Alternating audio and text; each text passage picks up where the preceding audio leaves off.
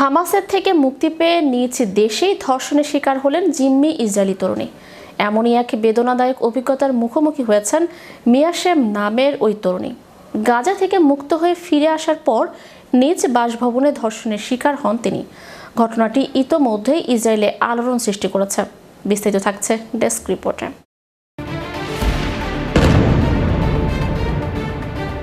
হামাসের থেকে মুক্তি পেয়ে নিজ দেশেই ধর্ষণের শিকার হলেন জিম্মি ইসরায়েলি এক তরুণী।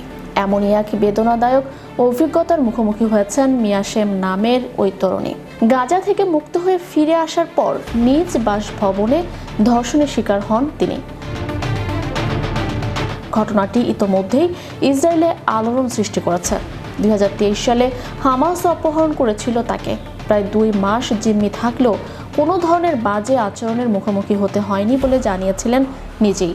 মুক্তির পর দেশে ফিরে নিজ বাসভবনে এমন ঘটনা মেনে নিতে পারছেন না তিনি। 2023 সালের 7 অক্টোবর ইসরায়েলের নোভা মিউজিক ফেস্টিভ্যালে হামলা চালায় হামাস। সেখান থেকে মিয়া সহ বেশ কিছু ইসরায়েলি নাগরিককে জিম্মি করে গাজায় নিয়ে যাওয়া হয়।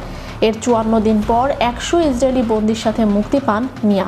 ফিরে আসেন ইসরায়েলে। হামাসের কাছে বন্দী অবস্থায় ধর্ষণের আতঙ্কে থাকতেন মিয়া, কিন্তু তেমন কিছুই হয়নি তার সাথে।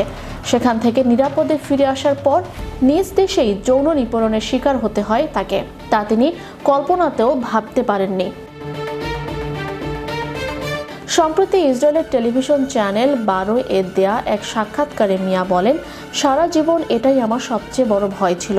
জিম্মি হওয়ার আগে, জিম্মি থাকার সময়, জিম্মি দশা থেকে মুক্তি পাওয়ার পর যেখানে আমার সবচেয়ে নিরাপদ থাকার কথা, সেখানেই আমার সঙ্গে এটা ঘটেছে। বাড়ি ফেরার পর 30 বছর বয়সী এক ফিটনেস ট্রেনারের সাথে আলাপ হয় তার। মিয়া দাবি করেন, ঘটনার দিন ওই ব্যক্তি তাকে হলিউডের প্রযোজকের সাথে দেখা করানোর প্রস্তাব দিয়ে তার ফ্ল্যাটে দেখা করতে আসে। সেখানেই চেতনানাশক দিয়ে অজ্ঞান করে ধর্ষণ করা হয় মিয়াকে। মিয়ার মা বলেন, আমার মেয়ে সম্পূর্ণরূপে ভেঙে পড়েছে।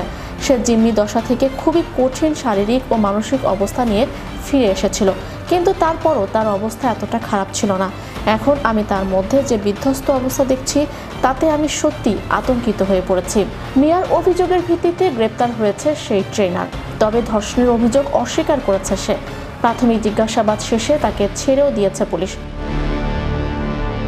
ইসরায়েলি গণমাধ্যম বলছে, অভিযুক্ত ব্যক্তি সামাজিক যোগাযোগ মাধ্যমে বেশ জনপ্রিয়। ইসরায়েলের সাবেক এক প্রধানমন্ত্রী সহ বেশ কিছু তারকা ট্রেনার সে। Channel Europe international desk.